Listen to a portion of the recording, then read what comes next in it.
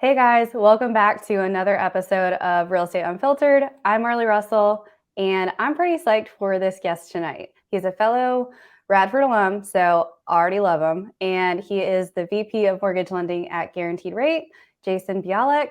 How are you doing? Hey, I'm great. How are you doing? I'm good. It's definitely a Monday, if you can't tell. Hope your day was going well. But I'm so glad that you decided to, raise your hand, want to join this, and, just be on this episode. So, if you don't mind, I'm just going to kind of jump right into personally my favorite question. Are you ready? Absolutely. Go ahead. Cool. So, my favorite question always to ask is, how did you fall into this industry and specifically lending?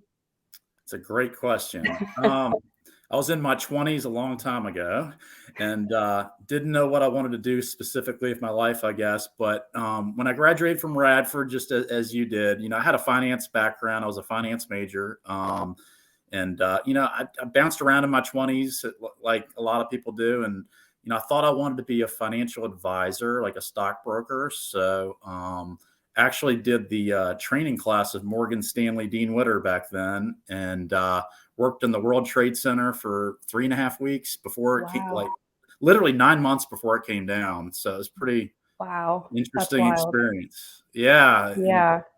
and to see that happen like 9 months later is like, wow, it could have been you. But I was so young and just it was a crazy time and just trying to decide what I wanted to do. But I basically, I failed as a stockbroker. I look at it as a failure, but it was really a reward because it made me like even work harder to figure out what I wanted to do.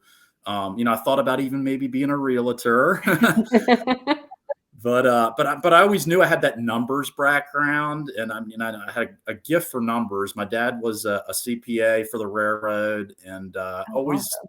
oh yeah, always thought numbers in my head like all the time. And I still like love the stock market and all that type of stuff, but mortgage lending, I always was just fascinated by it, and I was like, I could do that. I'd be really good at that, and just really went for it in my late 20s. That's awesome though. And more power to you.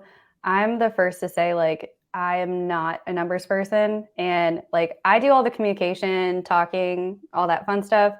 Matthew, my husband, does the numbers. So, like, but I mean, with your finance background, this probably is just like always intriguing to you. And you were saying, talking about that being like, failing out of the stock market. I don't really consider that failing because it's just kind of like a stepping stone for you to figure out truly what you're passionate about. Um, Absolutely. I'm just really hard on myself. So I probably, just like I failed at this. Let me be successful at this. And I'm just really, really very driven. So, I've always been fascinated by real estate. I'm a real estate investor too. I've been fortunate enough to buy some rental properties and things over the cool. years too. And, I've always been fascinated by it, but I think my numbers aspect just makes me better to be like a lender instead of necessarily a realtor. I think, you guys have a ton of patience, and maybe I don't have quite as much patience as you do. So maybe I should be a lender. I don't know. That's funny you say that because um, I would say my toddler has taught me patience before him. But yeah, I mean, I think your job is just as hard. It's just on a different level, Yeah, different it's just facet of different.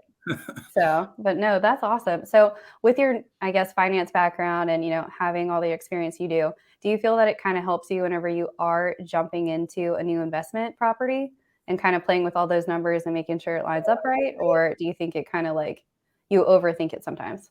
No, I think it really, really helps because, I can look at, whether a situation I think is profitable or not profitable. And, I think some people just see the property and maybe don't Mhm. see the numbers, and that's okay. I mean, people, you should love your property that you're buying, but Yeah.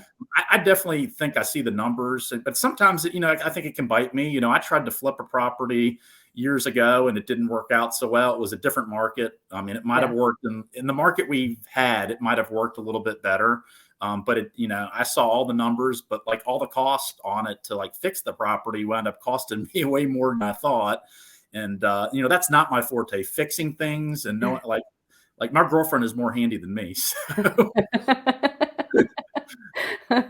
So is she the one that likes power tools then?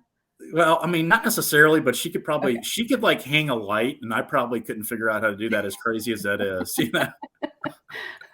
Well, it is kind of crazy though, but like with investment properties, you really have to put like a different lens on it because a lot of the times folks are going into it thinking it's going to be their home and they're going to make it all pretty and it's going to be homey and like cozy. And you have to put a business hat on for that instead to really make sure that it's going to make sense in the long run. Um, and on top of that, like if it's some of your first investments, like you don't know what you're getting into, especially whenever you open up walls, like game on, because you just never know what you're going to find sometimes. And then you have to fix it. Um, Absolutely, absolutely, no doubt about it. And I bought like when I did mine, I did it. I bought an older property. I liked the mhm. property. It was an old Victorian, actually. Oh, Yeah, and I love it. we wound up opening up the walls and doing some things. And I thought I was going to spend X amount, and I Mhm. wound up spending twice as much as I thought. Oh, was that one of like your first properties that you did, or One of them that I tried to flip, yeah, I had a okay? few rentals at the time, but it was one of them Mhm. that I said, "I'm gonna flip this. I'm gonna flip this," and, because I thought, it actually it had a reverse mortgage on it, so I looked at the Mhm. numbers, I'm like, if it had a reverse mortgage on it, it was obviously, a good loan to value on it, and it was worth trying to get, and I was able to get it for a steal at the time, and still at the time I thought, but yeah, I wound up putting twice as much into it. The market wasn't the same. I held it for almost 2 years, believe it or Well, not. that probably helped with capital gains, though. That's true. Yeah. So that yeah, some things worked out well. There you go. But yeah, I just didn't make any profit much on it, and there was a lot of headaches. There was a lot of me having to go over there and mow the lawn and do Yeah. things I didn't think I was going to You're like, I thought I was going to be done with this. do. Yeah. Um, now, for some of the folks that might not know who are watching it, can you explain, just a quick gist of like what a reverse mortgage is?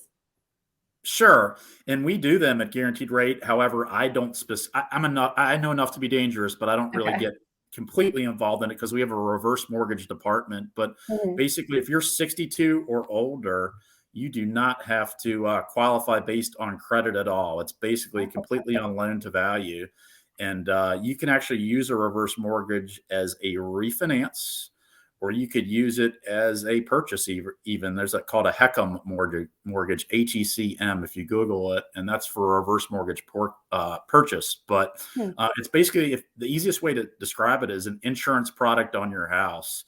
And the good thing about it is, the real positive thing about it is, if you can qualify for a reverse mortgage, you do not have to make a payment on the house ever. You keep that's it until awesome. you die. Yep. Okay. So I bet are those pretty, um, you know, up there with positive. What words am I trying to use right now? Um, are they favorable? Like, are a lot of folks, interested in getting those, or are they just kind of going for the typical standard mortgage? Yeah, I don't think a lot of folks are interested in them because there's just so many. I think there's a lot of bad publicity about them, to be quite honest. And I Okay. know you see these commercials and all this stuff, but I can just tell you right now, it's heavily regulated. They have to go like legally. They have to go to a class for it to talk Mhm. about it with a consultant and everything just to get the reverse mortgage. So there's a lot of steps the government has in place for them before we just write a reverse mortgage on someone. And I mean, there are positives and negatives to anything you do, and Mhm. they go over all those. And if you fit the mold, it's certainly something that you should definitely take advantage of because you don't ever have to make a payment ever again on it. That is the definite positive. Mhm. The fees are a little bit higher on it than a traditional mortgage, so that's something to consider. And there's other aspects about it. But for someone that is in a situation where they necessarily don't have like a lot of heirs that they're potentially going to leave anything to, and they don't want to Mhm. make a mortgage payment, it's really the right fit for someone like that. But we don't do a ton of them, but our reverse mortgage specialist can really get deep involved into it, and yeah, it's something that can be really good for the right person. Awesome. Okay. Well, thank you for explaining that because I'm sure there's a lot of people that might have heard of them and not known a ton of info about it. So thank you for that. Um, Absolutely. Now, kind of diving into a funnier topic, and I always kind of like to ask this question because I come from the recruiting background where there's cold calling just like there is with real estate, and I'm sure in your business there's also that too. So, right off the top of your head, if you know, what is the funniest cold calling story that kind of comes to mind to you that you've ever Uh, had? Yeah, I'd say calling somebody that like it was like a Zillow lead or some type of lead that you got, and it was actually someone that you knew. Like they know Mm. you and you know them, and you call them, and they didn't realize it's you calling them, and they're like, "Listen, I'm not taking any call." They think you're like a cold caller, and you really actually know them, but it's a cold call, but it really isn't, kind of things. That's funny. That's almost like if you're on Tinder and like you swiped right on and you both matched and you both knew each other. I Um, can't ever say I've been on there, so I don't know for sure. well, that's how I met my husband. So that's, Really? yeah, back in 2013. So right as it Wow. like first started, Catfish was going on MTV too. And I'm just like, all right, if I meet this guy in person, I need to tell someone like where I am, who I'm meeting. Like I have to have a reason to leave. And I ended up just like ignoring my dad's calls for like 4 hours because I was supposed to be home. Yeah, And I well, was my like, no. girlfriend actually did the same thing to me. I met her in real life, but she did the same thing to me, actually. She like told like all these friends, like, this is where I'm at and all that. Well, you just never know. You just never know. But yeah, so that's funny though. I couldn't imagine doing a cold call and then it's actually someone you know, and it's like, wait a minute. Yeah, it um, happens. I've lived here since, for forever, since well, before you you went were born. So, well, you went to Cave Spring, right? I did, yeah. Yeah. So I live right on that side, like right behind Cave Spring actually now. So Cool. Yeah, my parents, they just passed away this year, but oh, sorry. They lived in Penn Forest. We still have the house, actually. Awesome. Yeah. Well, and what side of town do you live on now? Still on this side or? I'm off Roselawn, so that's where I'm at now. Oh, Yeah. I've been gotcha. out. Roselawn's great. I've been back here for about 12 years, so it's been great. Awesome. Did you ever move away from Roanoke? Well, I guess you did if you went to the stock market up in New York, but Yeah, uh, so I worked in New York for 3.5 weeks, but I was living in the Washington D.C. metro area for okay. about 5 years in my early 20s, and I was just it was a life experience that I recommend for everyone that's like from the Roanoke area. Just get out when you're in your 20s for a little bit. I spent 5 years out of town, and it Mhm. made me really appreciate Roanoke because I did not like Roanoke in my early 20s. And there was just nothing to do back then. It's definitely changed a lot, but there's just nothing for me to do back then. I was definitely ready for a different experience. But then when I got into my later 20s, I was ready to come back. Yeah. I feel like I've heard a lot of that with like my husband's friends because he grew up here. He grew up on, in North County, and went to Northside and all of that. I'm actually a transplant, so I grew up in Gainesville, Manassas area. Yeah. So I know that, crazy traffic of 66 and 95 all too well.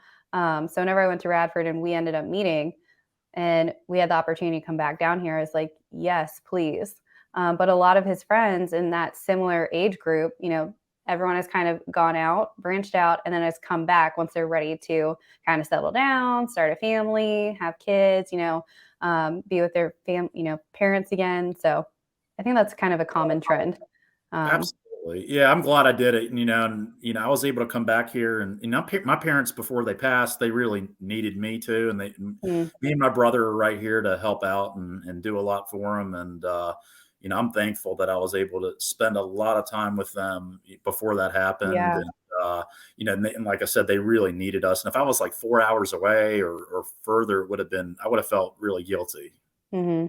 No. Well, I'm glad that you were able to have that time with them, though. That's Mhm. amazing. I'm sure they appreciated that too. Um, Now, kind of on a different note, a little bit. I'm always intrigued with this, especially with someone who has as much experience as you do in the industry. What is a piece of advice that you wish that you could go back and tell your younger self that's just getting into this industry? Get ready for the roller coaster of an industry. Yeah, I mean it's up and down. It's an up and down industry. Be as level headed as you can. I felt that like I have been. I mean, there's been times where I felt like I've made mistakes, just like anybody. Um, Hmm. but be level headed and do your best every day. And you know, my parents always told me like have fun a little bit. I was Yeah. always serious. Do this.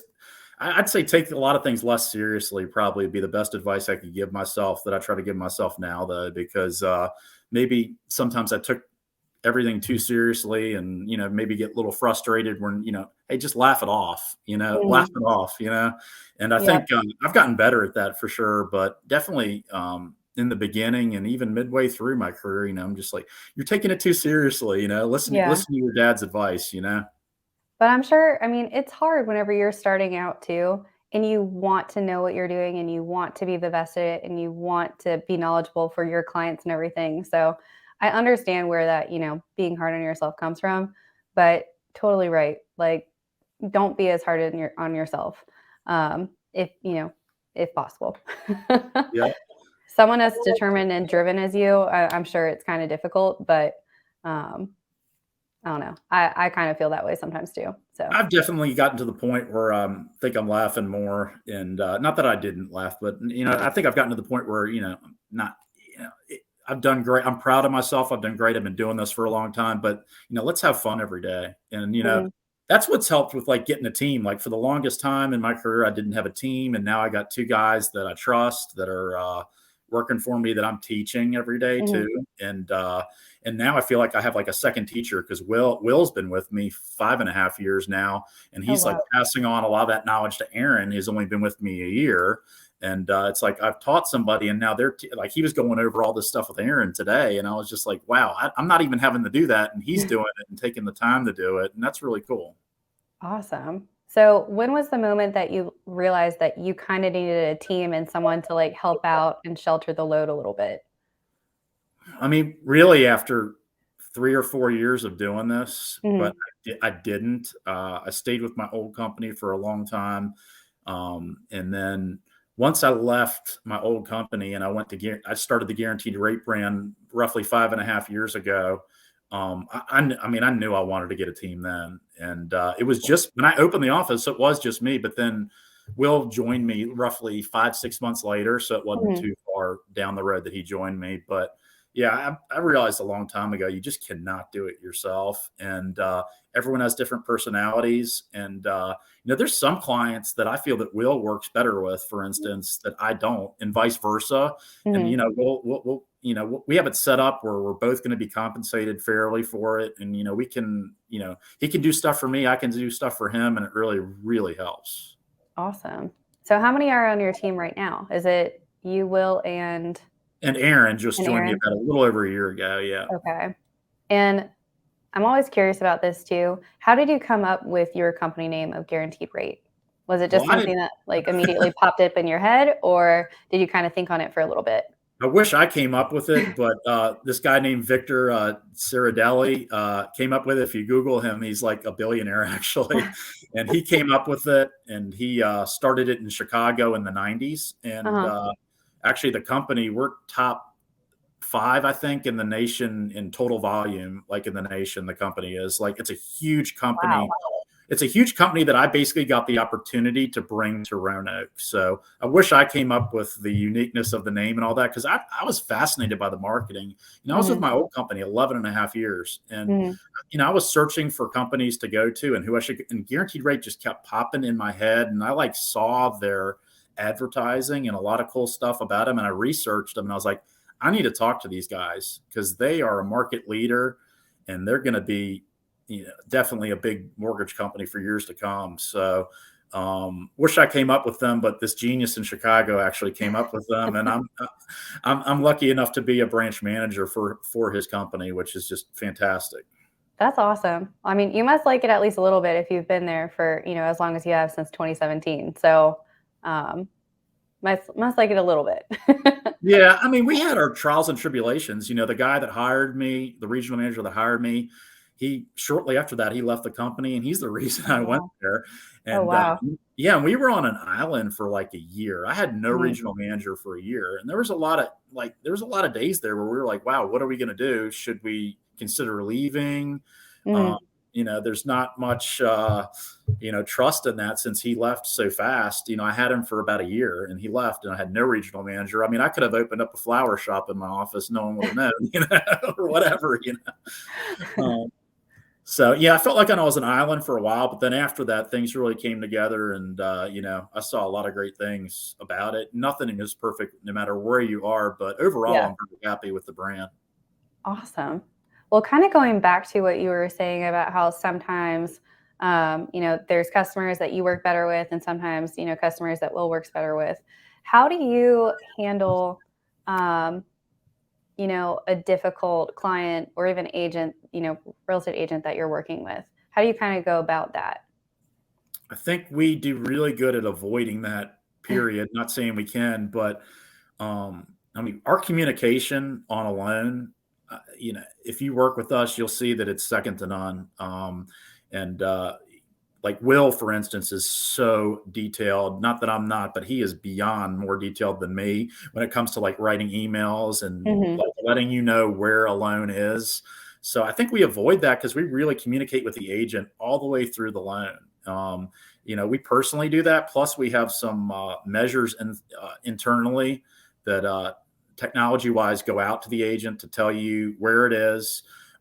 We have a system where it's like tracking a FedEx package, basically, That's like awesome. guaranteed rate. Yeah, and you're tracking your client's loan like it's a FedEx package, and it's telling you, the appraisal's been ordered, the title's been ordered. We have to get uh, X amount of loan conditions from the client. It's approved or not quite approved yet. It's going to tell you everything internally. So our technology helps us do that, and we also take an extra step to do that. So I think we avoid a lot of that, quite honestly. Nothing's perfect, but our communication can kind of filter that out to begin with, I believe. That's awesome though, because that's my biggest thing, honestly, with any industry that you're in, or if like you're having work done on your house, or if anything at all. It's like just have that open line of communication. Like if something isn't done, that's fine, but let me know. And so like having that open line of communication and keeping everyone on top of any updates, even if there isn't an update, I think that's the biggest game changer, because it's whenever you're trying, at least on my end, whenever you're trying to track down someone and you're like, you have to get a hold of them, you have to know, and you have to give an update. That's the toughest part. So I mean, having those automated checks built in with the system that you're using, that just helps you even more. um, so it's not as, it's still on you, but it's not as much pressure on you.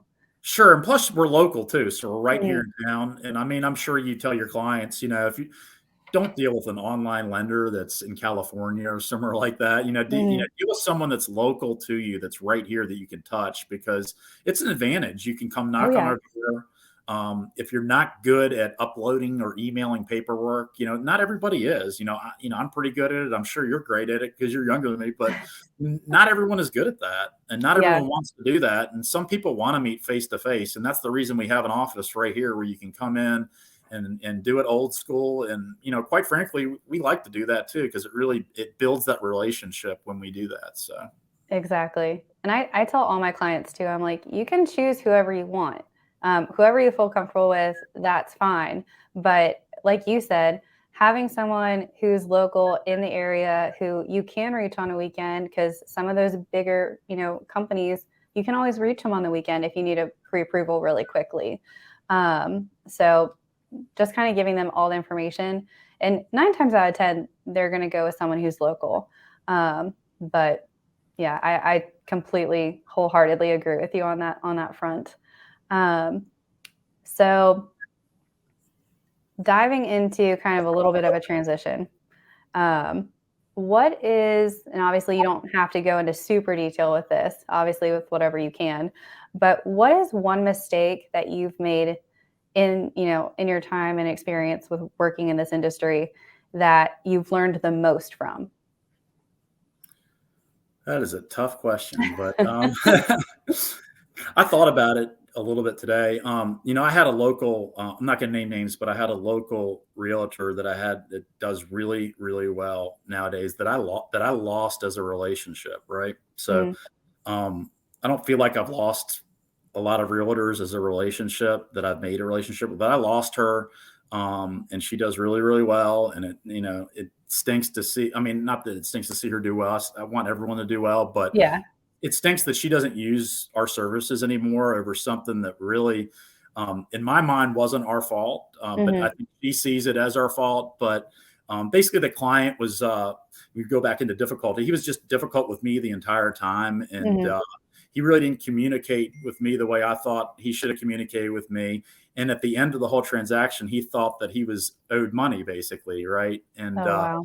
so a lender, as you know, you've doing this for a little bit, a lender can't control what money is going to happen at the end. We can come close, we can guess to our best knowledge what we think the money is going to come down to at the end. But at the end of the day, we can't control exactly what the appraisal is going to cost, exactly what the insurance is going to cost, and all that stuff. So Mhm. under whatever impression he had, he thought he was going to get money back, and it came out to a zero at closing, like it was a zero balance. He didn't owe anything, but he thought he was going to get his earnest money deposit back, right?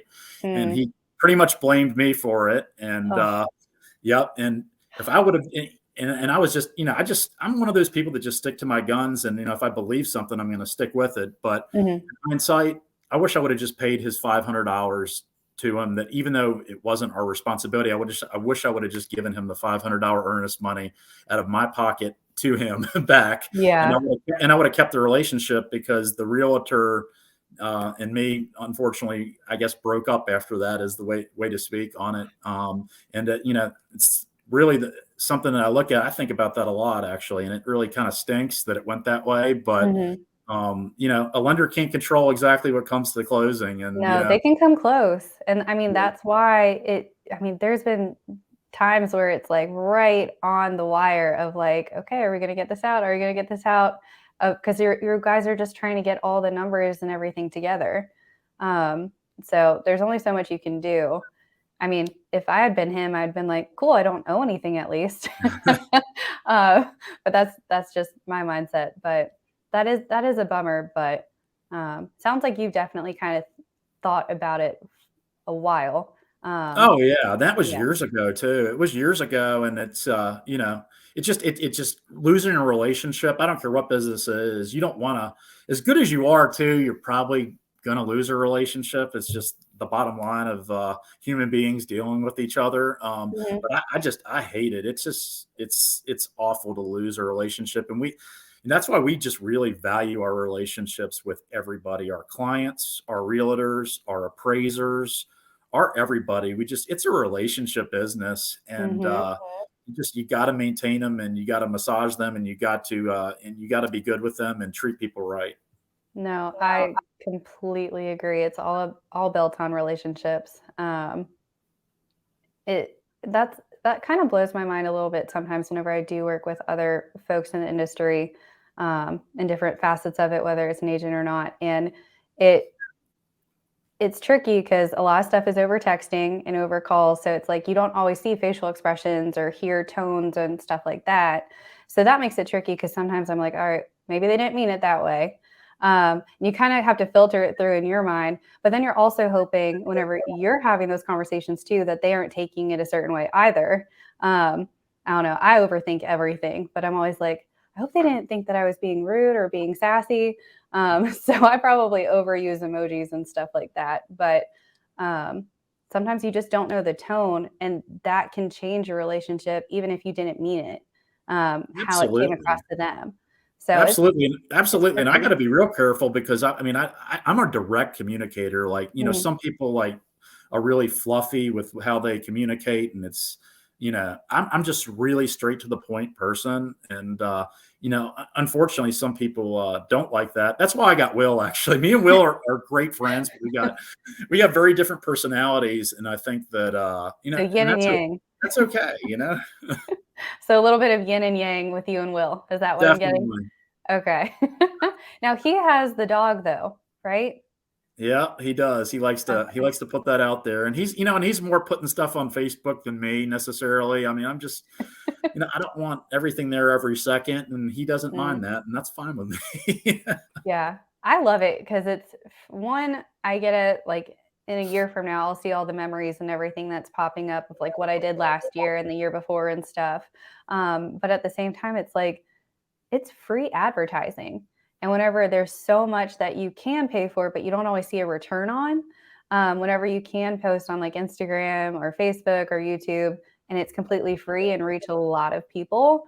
Um, Regardless of if you get a lead or not, that person who saw it, you might get a lead because their friend saw it because they were sitting next to them or something like that. So um, I don't know. I'm always like, I hope I'm not bugging people, but I just had to kind of get over that in this industry because you have to market yourself at least a little bit to let people know, hey, I'm a realtor, and you have to kind of do that too a little bit. But I mean, with you growing up here and having the community that you do and know, it's probably, would you say it's a little bit easier for you to gain business and since you've been in the industry so long, or do you think that whenever you were starting out still in this market, in the Roanoke market, that you had to really grow kind of your sphere and clients and all that?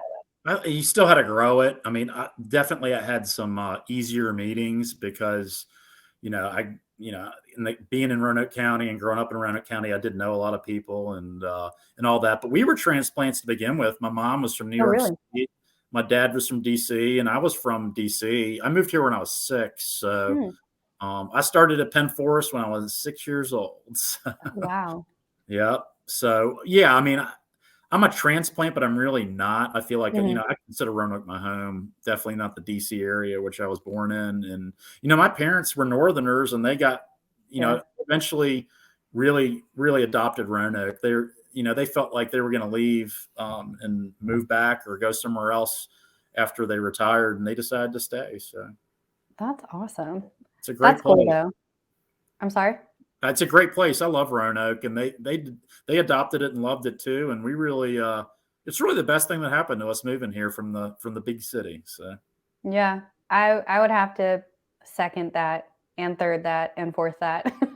Because it's kind of the best of like all worlds. Like you can get to downtown, you can go to the lake, you can get to the country, you can go to a tech game. Like you're not far from the interstate. So if I need to get home to Nova, like I can, want to get to Charlotte, it's just, it's easy and the cost of living is great.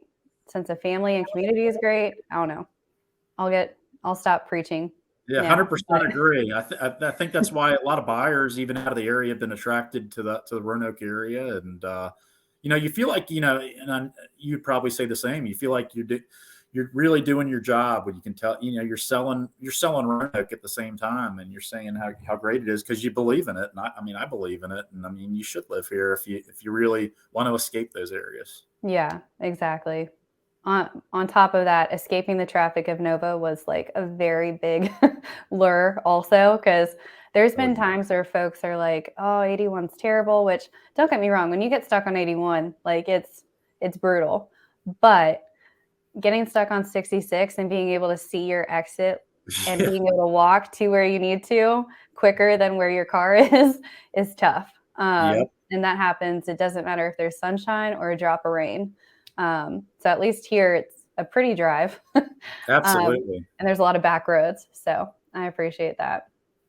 Now, what are your goals for 2023? Because I'm sure, we're basically at the end of the year. I'm sure you're probably thinking that. So what are your goals for 23? We'd like to have some resemblance of 2021 and 2020 because Yes. 22 was a rough year. I was in the business in 2008, 7, 8, which you probably read about was a tough time. It was a different tough time though. But I don't know if tough times the equation. I mean, anything is going to go up and down. Mhm. Stocks go up and down. Real estate goes up and down. I mean, the key that you got to remember is it's a long-term investment, no matter which one it is. So, people that see that rates have gone up to X amount, and yeah, they're higher than they were. There's no question about it. It's definitely taken more buyers out of the market than we had hoped for or want. But I mean, it's always going to be a seesaw effect. Rates and prices, and just like stock prices, they're going to go up and down, Mhm. and things are going to change all the time. But if you're in it for the long run or even the medium run in real estate, I think you're going to be perfectly fine. And you just never know when you're going to be paying more Yep. or financing less. The key now is to get into a comfortable payment that you're okay with, and then things change and you might be able to get in a better situation and refinance it later is the type of advice we're giving our clients. But, our goals are to keep advising people like that and to keep doing the right thing, and the numbers will come. We were definitely down this year from 20 and 21, just like most people were. But I mean, I think that we'd like to get part of that back. We helped about 60 clients this year, which is not Wow. where I wanted to be. We were down about 50%. The year before we helped finance over 120 families.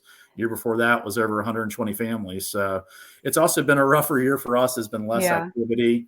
But real estate's still great. There's no Mhm. question about it, especially in the long run, like I said. So, obviously, from what I've heard, because I wasn't in the industry up until this last year, I was in it on the other side, buying and selling personal homes, um, which everyone makes fun of me. So I won't bring that up too much. But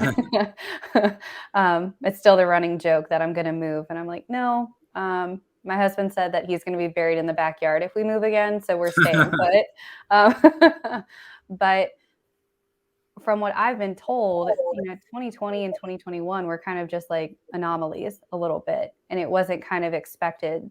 Is that kind of, had you seen anything prior to that that was anywhere close to 2020 and 2021, or was that kind of a Yeah, I random? mean, for us, yeah, because we have those refi booms where rates come down a ton and the phone just is nonstop ringing and you just can't get back to everybody. And like 2009, which was like a bad year for a lot of people, was one of my best years. I know I closed over 100 units by myself without an Wow. assistant. I had no team or no assistant, closed over 100 units that year. And you were standing upright and I mean, it was your head crazy wasn't here. spinning?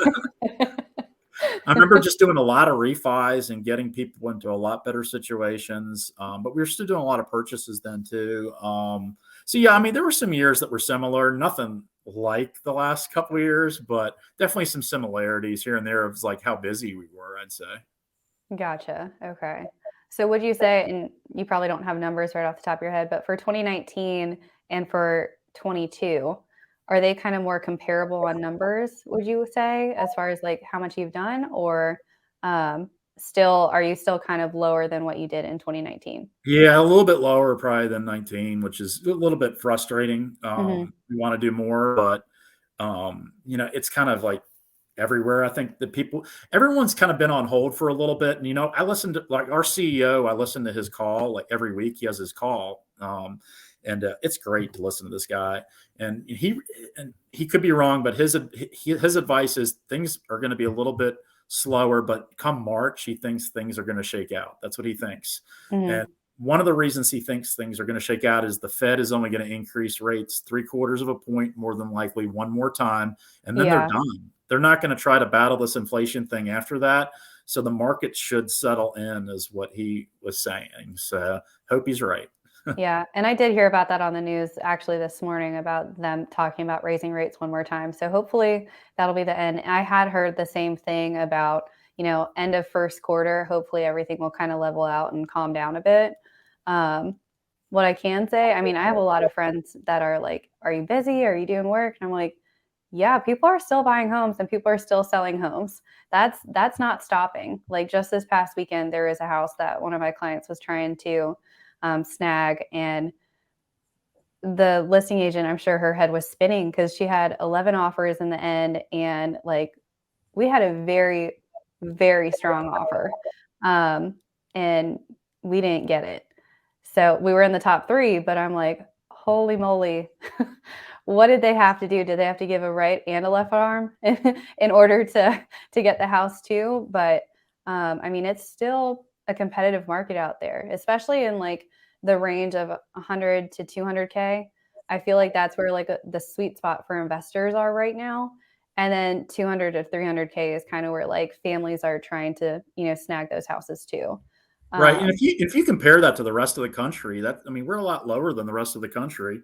You can, like, going back to the numbers aspect of it, you can cash flow even with the rates where they are now, you can still cash flow those properties mhm. easily.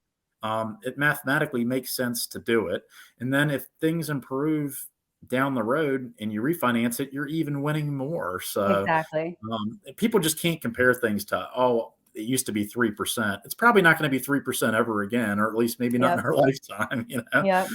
But if things do go down from mid sixes to 5.5%, which, my CEO seems to think that by the end of next year they could, that's another good opportunity for people to refinance again, or Hmm. even still buy at a lower rate. So Yep. No, I totally agree with you. I feel like I'm kind of a broken record a little bit whenever I talk to folks, because that I don't even know who came up with it, but the whole, marry the house, date the rate. I feel like it sounds silly because I feel like everyone uses it, but it makes the most sense. Like, you're in it for the long term. You're not in it for the short term. So, you know, like you said in the beginning, find a comfortable payment and what you have to come to closing with and everything like that. And then as soon as you can refinance, do it. But yeah, if you're renting, you're paying 100% rate. That's what you're paying, exactly. 100%. You're not building anything. So even if you're paying a 15% rate, that's better than paying 100% rate. Yep. So I think the more Exactly. we can educate people to understand that, Well, because absolutely the then you better. have equity in it, like yourself. You're not giving your landlord all the equity. So, um, but we'll see. We'll see. Um, Now, let's see. I know I had another question. And of course, I'm going to blame Finn, my toddler, because I feel like kids just take brain cells out of me, um, a little bit. Um, and I guess we kind of already touched on it, actually, because I was going to ask you how you feel about the current market, but um, we already kind of touched on that. Yeah, I think we kind So, of touched on it. yeah, Yeah, just a little bit. it's a long Um, run thing. Just to reiterate, it's a long run thing. So yep. anyone that's Well, in it for the long run should be okay. I I keep agreeing with you, and it sounds like I'm just nodding and agreeing, but I really mean it.